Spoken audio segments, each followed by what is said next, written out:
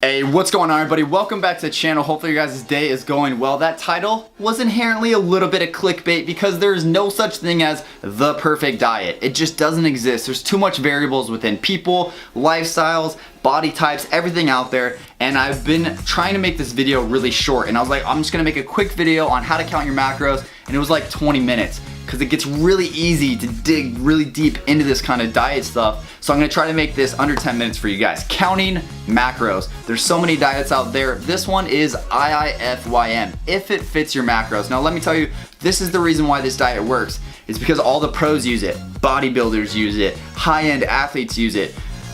I guarantee the diets you see on Instagram and stuff like that, high-level sports athletes, bodybuilders, if that's your guys' goal, they're not doing these stupid random diets where you eat green vegetables on Tuesday, but you don't eat meat on Wednesdays and every other Saturday. They're not doing that kind of stuff. I guarantee it. There might be a few outliers that prove the rule, but for the most part, people are doing a scaled version of counting macros because it's simple, it's consistent, it's very easy to adjust, and it works every time, I guarantee it. So, how to count your macros. This sheet right here is the 3 phases of what your goals are. You're either in a baseline, a surplus, or deficit. And the only thing that changes that is how much of any property between proteins, carbs, fats, and calories you add in or you wish to add into your diet. Now the middle column is your baseline, which means if I just sat right here like this, that caloric amount per day would make it so I wouldn't gain weight, I wouldn't lose weight, I would stay the same. Thus a baseline. Every other thing on the other sides of wherever I put this right here is you're either trying to gain weight or you're losing weight. You're either in a surplus or a deficit. And the easiest way to calculate that is to figure out what you're eating right now. So track it down. How much protein you're eating a day? How many calories you're eating a day?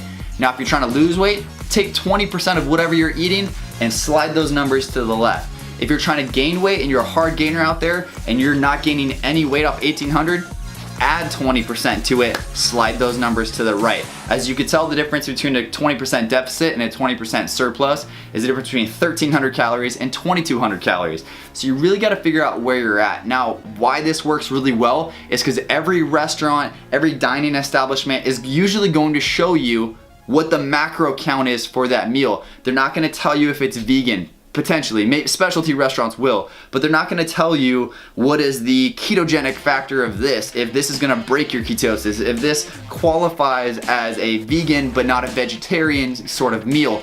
They're more than likely gonna tell you what the calories are, the protein, the fat, and the overall, basically, what is macro. So they're telling you, hey, these are the menu options we have for this restaurant. This is the macro level. And the reason why counting your macros, tracking these numbers over here work, because you can do what's called IIFYM, if it fits your macros.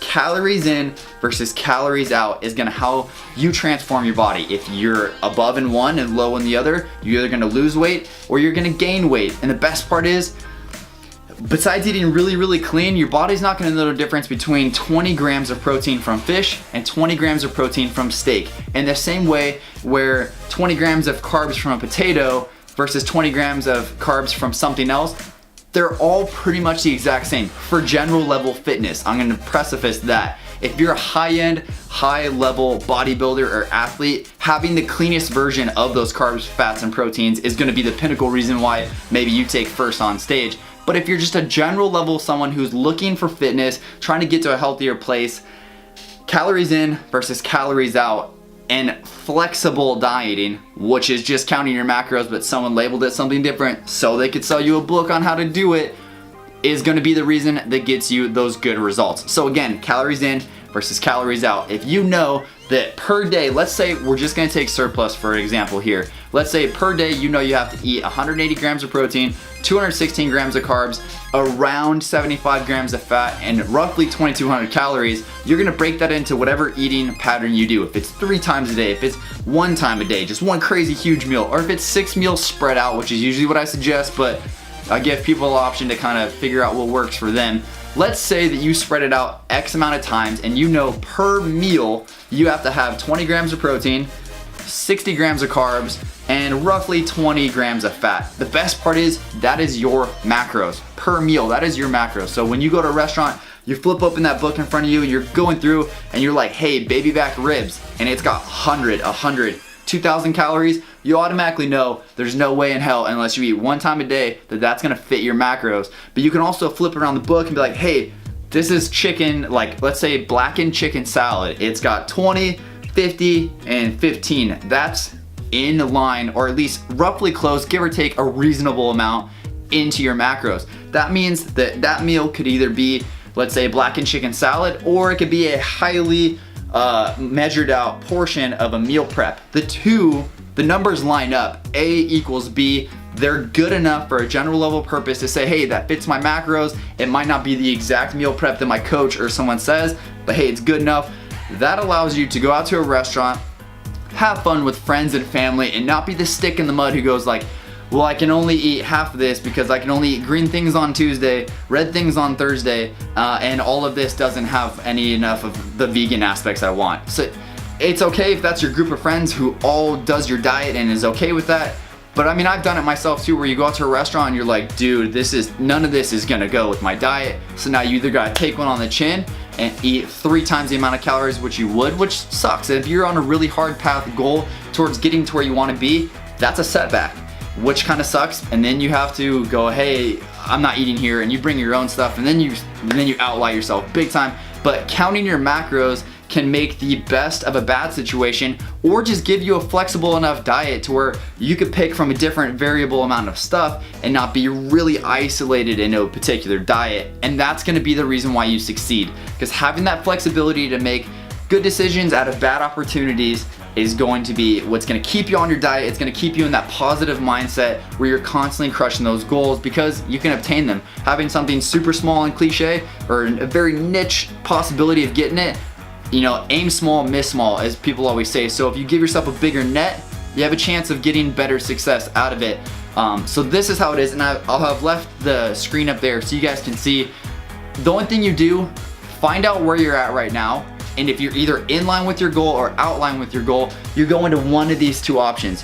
You figure out where your baseline is, which is very easy. Just track what you eat. Take 3 or 4 days, figure out what you eat. Usually will highlight potentially how bad or how good you are doing, and then figure out to which category you want. If you're trying to lose weight, you're going into a surplus, you're taking a 20% reduction of where you're at. If you're a hard gainer out there, you go into a 20% surplus. It's that simple. You make a big adjustment initially, and then you compound it and go smaller and smaller and smaller until you concentrate your goal. And then once you've done this a few times, it's gonna be a cinch. It's one of those diets to where you know your numbers, you know your macros, and it's very easy to go to a restaurant and be like, no, yep, hey, I'll take that. It's super simple, it's clean, it's linear, it's easy to track, and the best part is it's empirical. You don't have to guess, you don't have to do this. It takes maybe a little bit of arithmetic in the very beginning, and then it's set it and forget it, and it's super easy. Again, this is counting your macros. You can go online and figure out a bunch of different ways to do it. And again, no one's gonna be in agreement with the optimum way to count your macros, but it's something that's gonna be very easy to initially start out with and kind of see those goals develop. Counting your macros, IIFYM, if it fits your macros. What I seem to think is the best diet for not only beginning level intermediate people, but also high level athletes as well. The big time bodybuilders and the high performance athletes, I guarantee they do a rough variation of this. It might not be the exact same, they might call it something slightly different, but it's basically around tracking your calories, protein, carbs, and fats, and keeping them in line with your goal using some percentage or some calculation. Hopefully this helps you guys kind of think about a different nutrition path you could be taking, or if you're looking for one, maybe give you the best general level real nutrition for real fitness sort of approach to it, or a program, or whatever you want to call it. Hopefully this gives you the best path to get where you guys are trying to go. As always, if you have questions, in the comment section below, what is this, what is that, anything you guys want to know, comments, questions, concern, leave it down there. I'd be happy to answer. We get back to you guys as fast as possible. It doesn't just sit there for days. It pops up on my phone. I go, hey, cool, I got a comment, and I answer it. It's that simple. Hopefully you guys enjoyed the video. Smash that like button if you did. Get people involved with the Fitness 253. Let them know that there's a community out there who's focused on getting them results,